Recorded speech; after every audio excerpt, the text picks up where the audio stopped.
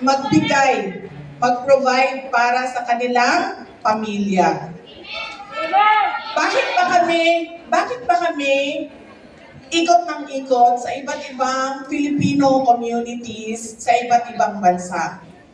Kasi naiintindihan namin na kaya may Filipinos abroad at sobrang dami ng Pilipino na umaalis sa bansa dahil may problema ang bansa natin.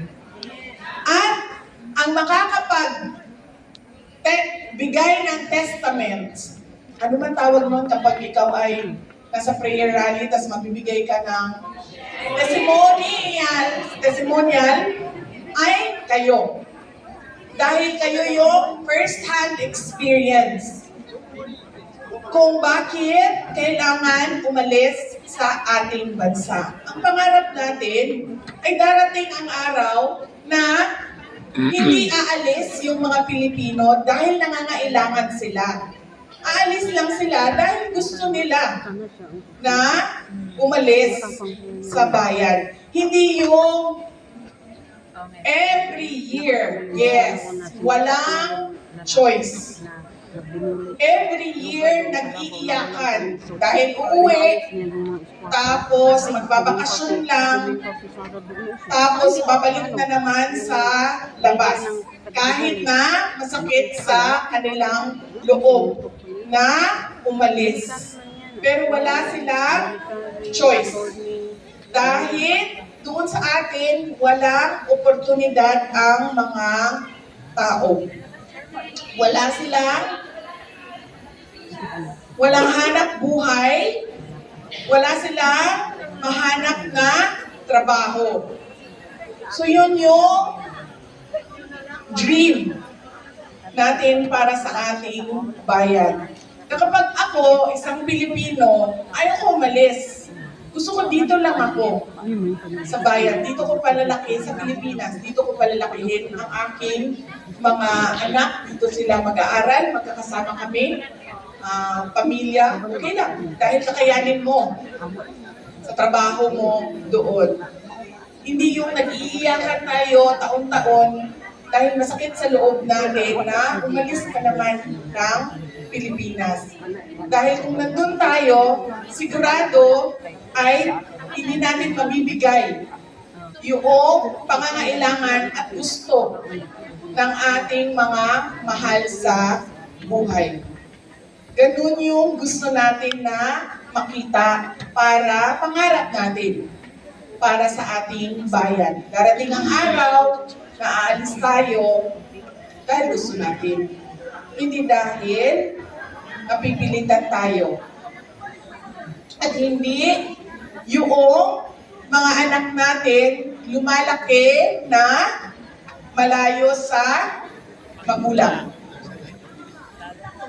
Ngayong mga panahon na ito, paswerte tayo dahil video call anytime ay pwede tayo. Kaya, i-take advantage ninyo yan. Anong Tagalog ng take advantage? Attorney Padilla?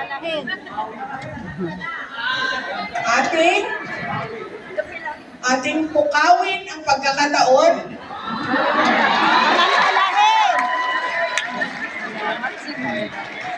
Ating pukawin ang pagkakataon na merong video calls. Huwag ninyo bitawan ang mga anak ninyo. Lagyan nyo yan ng AirTag. Kabitan nyo yan ng AirTag. Wala na tayong choice eh. Kailangan natin umalis para magtrabaho. Pero huwag ninyo yang bitawan. Dahil kailangan pa rin nila ang values. Na kayo yun ang magtuturo, hindi mga barkada nila ang magtuturo nun. Disiplina. Magulang pa rin ang magtuturo nun. Magulang pa rin ang magtuturo nun. Kaya huwag ninyo, kahit na ganito yung sitwasyon, huwag ninyong hayaan na lumaki sila na hindi narinig ang pangaral ninyo. Kahit hindi na yan Nagpapakita ang mukha niya sa screen dahil napagod na siya sa pakikinig sa'yo. Huwag kayong napagod sa pagbibigay ng pangaral. Bukawin ang pagkakataon na nandyan ang internet, nandyan ang connectivity.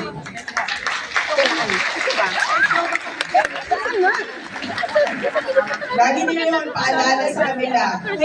Yung mga bisyo, nakakasira ng buhay.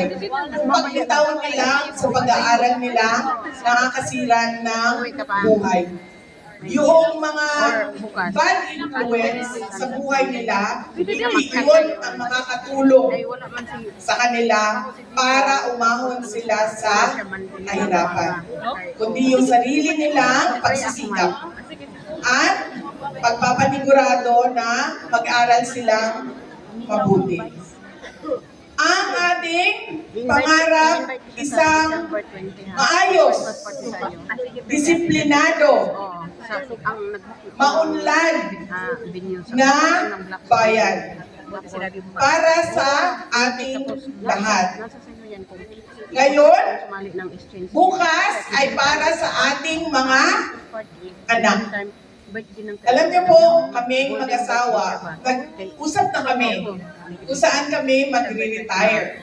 Sa Manila ba, o sa Davao ba, pinag-usapan na namin yon.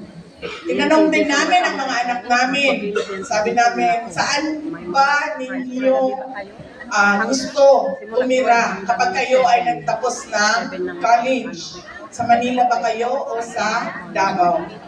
Lahat kami ng pag-usapan namin, gusto namin bumalik ng Davao. Wala pong napag-usapan na gusto mag-Amerika, gusto mag-Canada, o gusto mag-UK, saan man. Walang ganon na sagot. Lahat kami nagsabi. Buong pamilya nagsabi, pabalik lang tayo ng Davao. At natatakot ako na kapag binitawan natin yung ating bayan, ano yung kalidad ng buhay nila sa susunod na mga taon. Dahil kung ganito ngayon, tapos hindi natin inayos yung bayan, ano na yung future? Ano future sa Tagalog? Kinabukasan, kaugmahon na makita sa ato ang mga anak. So, kinakabahan ako kasi dapat ang iiwan natin, iba, mas maganda, mas maayos, mas maunlad na Pilipinas kesa kung nasaan tayo ngayon. At hindi yun gawain ng isa, dalawa, tatlo, 5 tao, 6 na tao.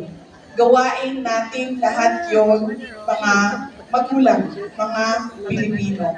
Lahat tayo, sabay-sabay, isang direksyon, isang pangarap. Amen!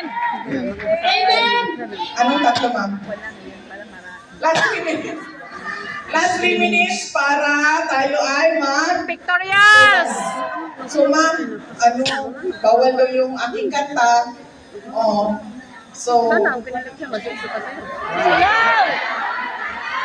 sandali, magbasa na lang ako ng Bible verse.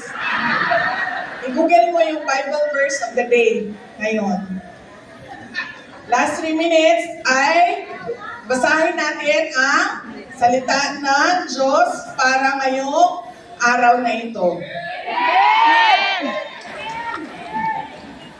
Dahil bawal daw ang aking tula, bawal ang aking kanta, bawal ang aking boses kumanta. Uy, grabe naman kayo. Meron akong nakita, pinadala sa akin ang kaibigan ko, nakalagay doon, Inday Sara, kaya ka namin ipaglaban, pero kapag ikaw ay kumanta, katahimik na lang kaming lahat. Mahirap mo ipaglaban! Hindi ko pa kayo nabigyan ng Bon Jovi ko eh.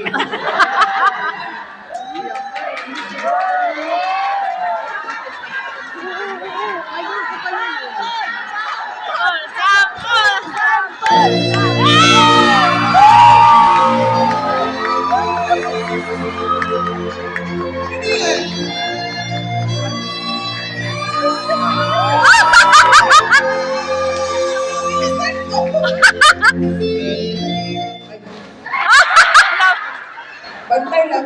tech booth natin sa taas. Nandito po sa likod. Ang tech booth, mayroon lang dyan sa likod. Sige nga, sample nga, sample!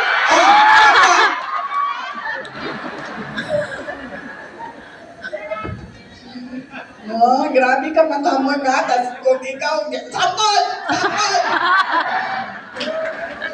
Ito po, ang ating, pasalamat tayo sa tech booth natin. One-man show. One-man show po yan. Uy! Last 2 minutes.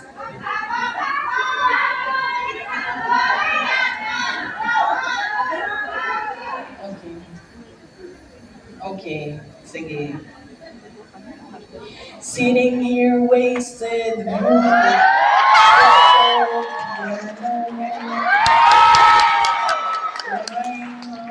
To capture the moment. This morning I don't know. There's a bottle of vodka still lodged in my head. Somewhere in my lips. I think that she's still in my bed. I dream about movies they won't make of me when I'm dead. Wait, sige na, magbasa na ba?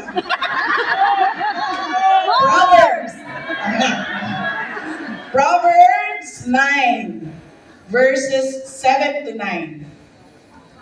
Asa man diri ang